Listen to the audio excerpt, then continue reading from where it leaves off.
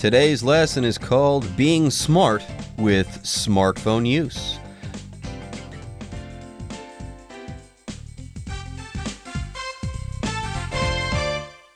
Hello, everyone. My name is Jeff. My name is Roger. Today we're going to be talking about smartphones, those devices that people pull out all the time when they're not doing anything important, which is not to say taking out your smartphone is not an important thing to do, but it does seem that people use their smartphones pretty much all the time these days.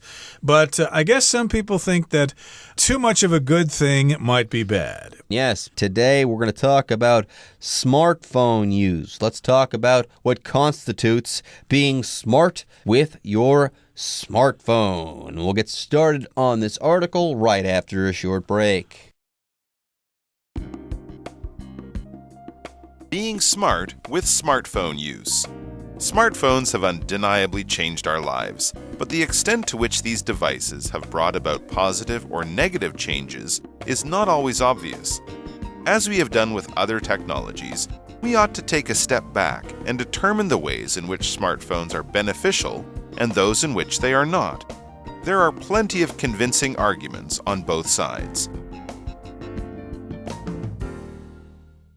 大家好，第一部分我们看到单字 undeniably 这个字是副词，意思是不可否认的。例如 Oliver is undeniably the smartest student in our class, but he isn't the greatest athlete. Oliver 无疑是我们班最聪明的学生，但他不是最棒的运动员。另外，补充这个字的形容词 undeniable, U-N-D-E-N-I-A-B-L-E, undeniable 意思是不可否认的，像是It was undeniable that the children playing with matches had started the fire. 不可否认的是，因为小朋友玩火柴才酿成火灾。接着，我们看到形容词 beneficial， 指有益的、有利的。例如 Simon found that eating more vegetables was beneficial to his overall health. Simon 发现多吃蔬菜有助整体健康。另外，补充一个相关单字 benefit, B-E-N-E-F-I-T, benefit 有以下两种用法。第一，当名词可以指利益、好处，像是 What benefits can I receive if I become a member? 如果我成为会员，可以获得什么好处呢？第二，当动词可以指益于、对点点点有益，像是 The new work hours will benefit people who like to sleep late. 新的工作时间将会对喜欢睡晚一点的人有好处。再补充一个相关片语 benefit from， 表示自点点点获益。举例来说Maria benefits from having several rich relatives. Maria 有好些有钱的亲戚，因而得到不少好处。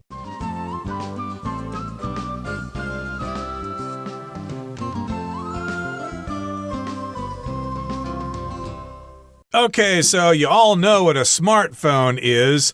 It's a phone that isn't dumb. We do have the term dumb phone, which refers to the old cell phones, but we don't really hear that so much anymore because nobody really uses those devices anymore. They've all been sent to the incinerator. Nobody's going to be using a dumb phone these days. Smartphones are everywhere. Everybody has a smartphone. Even your 95-year-old grandfather uses his smartphone every day. So yes, indeed, they have undeniably changed our lives. There's no denying that. It is true.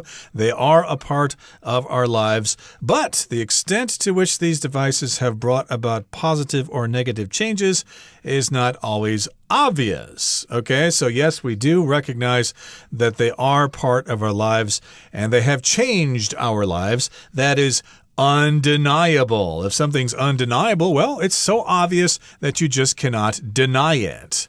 And, of course, here we're using it as an adverb because we've got some verbs here. It has undeniably changed our lives. There you go. Let's think of some things that are undeniable. The sun will come up tomorrow. I would say that's pretty much an undeniable fact. Would you not agree with me there? Yeah, it does happen on a day-to-day basis. So, yeah, it's undeniable that the sun will rise again tomorrow. It would be hard to argue with me there. It would be hard to deny that. So here, yes, smartphones have changed our lives. But the extent to which these devices have brought about positive or negative changes, well, that is not always obvious. Anyways, let's talk about the vocabulary word device. A device is a tool, usually a tool that has been specifically designed for a very specific use. Exactly, like your cell phone, your smartphone, your laptop computer, your tablet computer, your PC, those are all electronic devices. But other machines can be called devices too, like your electric shaver. That's a device that you use to shave your face in the morning, etc., etc. There are various devices that we use on a day-to-day basis. So, yes, indeed, obviously it seems like it's a good thing that we have information at our fingertips all the time. We can never be bored again sitting on the bus or the train. We always have something to do on our phone. There is never something that we can't do on our smartphone. True, but as we have done with other technologies, we ought to take a step back and determine the ways in which smartphones are beneficial and those in which they are not. Okay, sure, smartphones, because of their small form factor, I'm sure you can grab them and immediately start playing with them. Sure, I guess a laptop, it takes a little bit of work. They're a little bit heavier. You've got to open up the screen. The screen's got to light up. There's a little bit more work involved. But just because they're easy to use, should we use them all the time?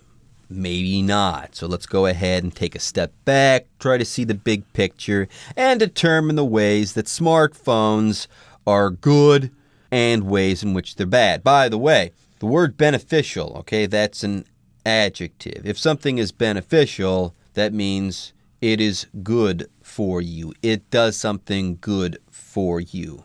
So if we're looking for ways in which smartphones are beneficial, we're trying to find ways that they're good for us. And then if we're trying to find ways that they're not beneficial for us, we're trying to find ways in which they are bad for us. So how are they good for us and how can they do us harm? That's the idea here.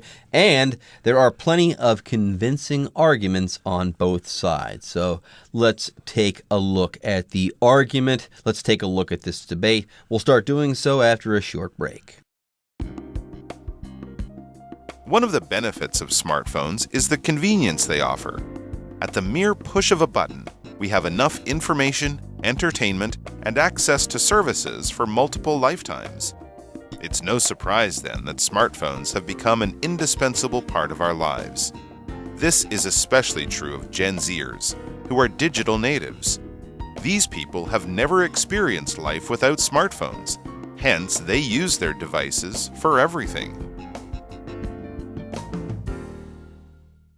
第二部分我们看到单字 mere 这个字是形容词，指只不过的，仅仅的。例如 The meal was ready in mere minutes 餐点在短短几分钟内就准备好了。或是 After shopping all day, Mary had a mere $5 left in her purse 购物了一整天 Mary 的皮包里仅剩5块美金。另外这个字的字尾加上 ly 就成了副词 merely 意思是只有，仅仅。举例来说 The sweater was on sale, so it cost merely a few dollars. 这件毛衣正在特价，所以只需付少少的钱。接下来我们看到名词 access 指使用某物的权利、机会，后面常接 to 加名词，像是 Donald's apartment is special because it is the only one in the building that has access to the roof. Donald 的公寓很特别，因为它是这栋建筑物里唯一一间有通道可以到屋顶的。或是 Brett had no way of gaining access to the locked room. Brett 没有办法进入上锁的房间。再来我们看到单字 indispensable 这个字是形容词，指必须的，不可或缺的。我们可以说 Rose's contributions to the team project were indispensable. Rose 对这个团队专案的贡献是不可或缺的。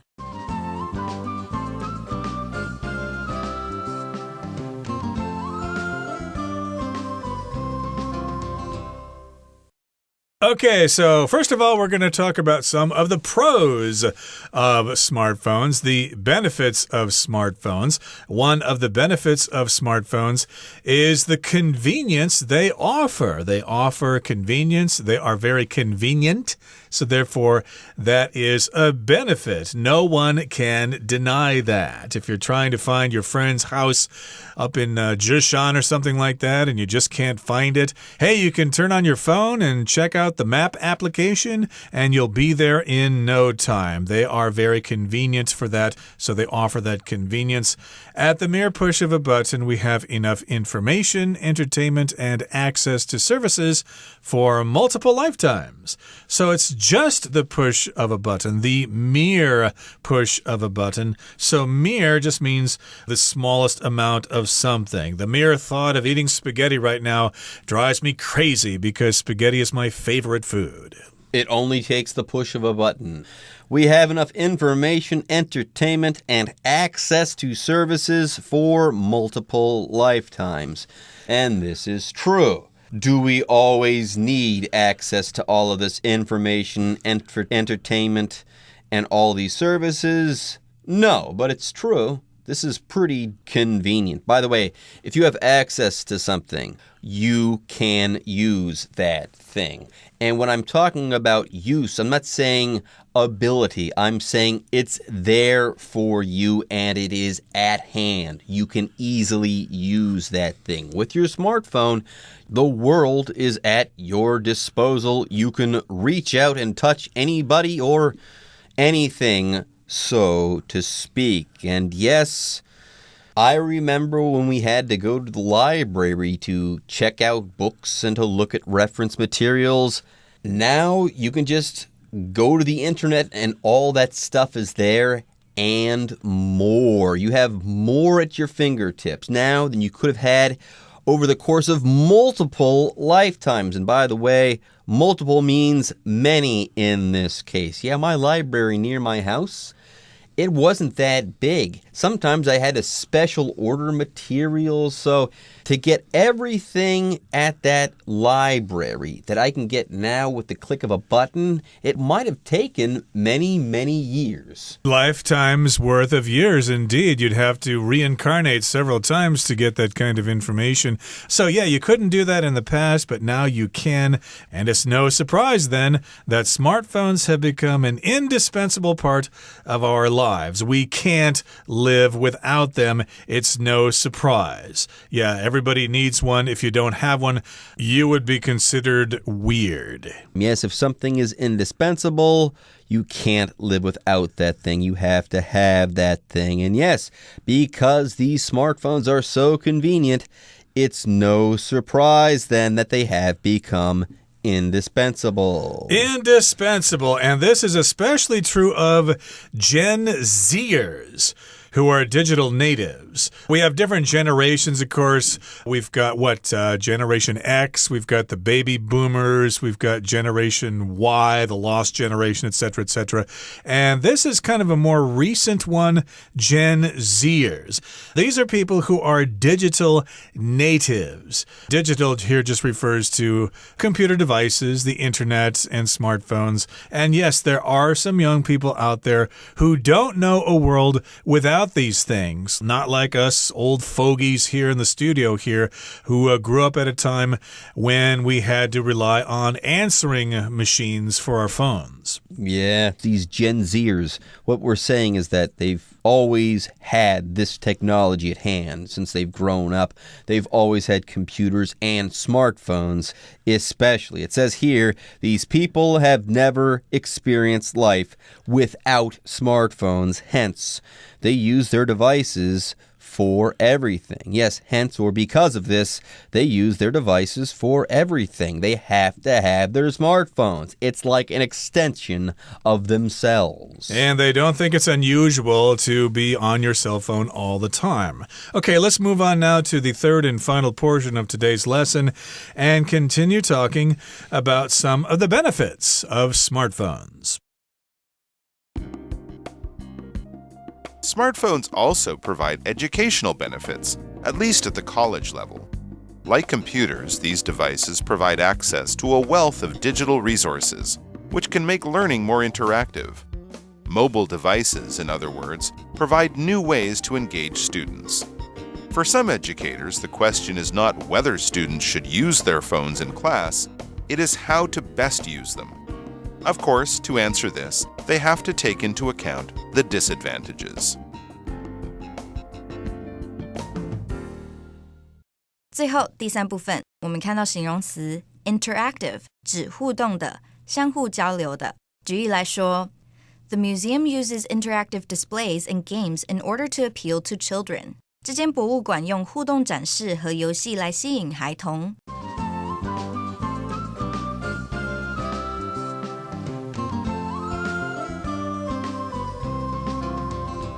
Okay, I am willing to concede some points about smartphone usage. I don't want my kid to go overboard, but yes, smartphones are convenient, and yes, they do offer some educational benefits as well. Yes, smartphones also provide educational benefits, at least at the college level. No, I have seen some educational benefits for my kid, even at the kindergarten level, at the basic levels, but here it says that they provide educational benefits, at least at the college level. Like computers, these devices provide access to a wealth of digital resources, which can make learning more interactive, i.e., instead of you passively absorbing information by way of lecture, let's say, basically you can interact with that device, okay?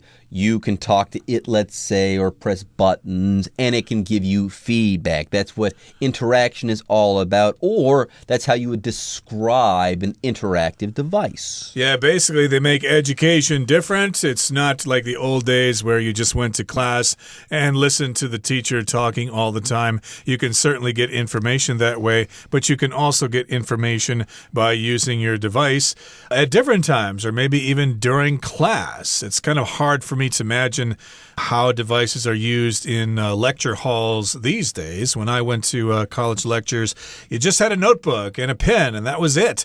But nowadays, I see kids opening up their laptops, and they have their smartphones there. So education has become more interactive. You can interact with the information. You can ask questions, get answers, etc., etc. Now, mobile devices, in other words, provide new ways to engage students. You don't just have to sit there. You can be actively involved in the education process. For some educators, the question is not whether students should use their phones in class, it is how to best use them. Some classes might restrict their use. They might say, nope, you got to turn your phone off during class. But I think a lot of educators, your teacher, your professor, or whatever, will say, yes, you should have the phone in class, but we need to know exactly how you're going to use it. Some professors have wised up. There's no way that we can keep the kids from using smartphones. They're going to be using the smartphone. So, you know what?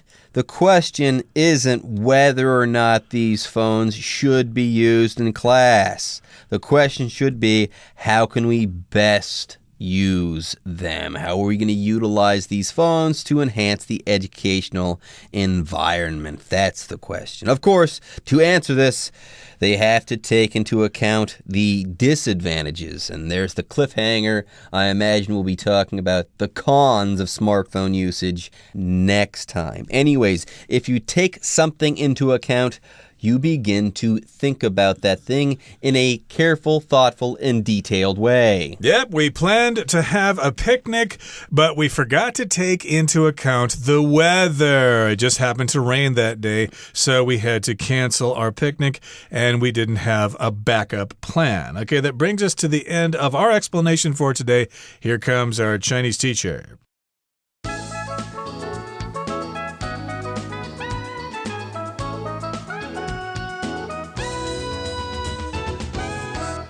各位同学大家好，我是 Hanny。 我们来看今天的文法重点。智慧型手机已经改变我们生活，这是不可否认的事实。那么课文第一部分他写到说， The extent to which these devices have brought about positive or negative changes is not always obvious. 这些装置导致的正面或负面改变的程度并非总是显而易见的。好，句子里面这个 extent 在这边它是指程度、范围，我们常常会用 to 什么什么 extent 来表达在什么样的程度上，像你可以用 to a large extent 或是 to a great extent 来表达在很大的程度上。那么文中它使用到 the extent to which 是表达说在何种程度上，它就跟 how much 意思差不多，可以用来表达某事可能发生的程度。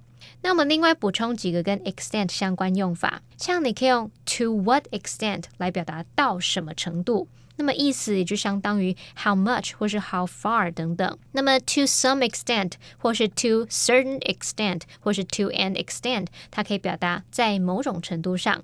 还有呢，像 to such an extent that 怎么样怎么样，用这个 such 跟 that 子句的搭配去强调说到如此的程度，到如此的地步而怎么样怎么样。好，我们来看两个例句哦，像是 To what extent have you achieved your goals? 你的目标达到了什么程度呢？ The town had changed to such an extent that he couldn't recognize it. 那个城镇变化的程度非常大，以至于他都认不出来了。好，那么另外课文句子它用到 bring about 来表达导致、造成，意思就会相当于 cause, contribute to, result in, lead to 等等。举例来说 Eating too much junk food may bring about health problems. 吃太多垃圾食物可能会引起健康问题。好，那我们刚刚有提到这个 result in， 我们顺便来补充一下 result in 和 result from 的用法差异。result in 它是表达导致、造成，那么后面是要接结果、后果。那么 result from 则是表达起因于什么，由什么什么产生，后面是要接原因。那我们来看两个例句。Too much stress can result in illness. 就是说压力太大可能会导致生病。The accident resulted from his carelessness. 那场意外事故是起因于他的粗心大意。好，那我们接着看到课文的下一句，他说As we have done with other technologies, we ought to take a step back and 怎么样怎么样。句子里面他用到 take a step back， 字面意思是后退一步，那引申用来表示可能从更广泛啊，或是客观的角度去思考问题。像我们可以说 You need to take a step back to see the big picture. 你需要后退一步才能看见整张大图，也就是说后退一步才能放眼大局，而不是只着重在眼前的小细节。好，那么以上是今天重点整理，我们回顾今天的单字吧。Device. Cell phones and other electronic devices must be turned off during the flight. Beneficial. Although too much stress can be harmful, a small amount is actually beneficial. Mere. The mere thought of eating meat makes some people sick. Access. A child's access to quality education varies depending on location. Multiple. Susie made multiple copies of the file before deleting it from her computer. Indispensable. Chad's experience in sales made him indispensable to the company. Digital. We have entered into the digital age, and there is no turning back. Hence. The road was covered in ice, hence it was unsafe to drive. Well, everyone, today's article has come to an end, and I sure hope you guys enjoyed reading and learning along with us. I am Jeff. I am Roger. See you next time.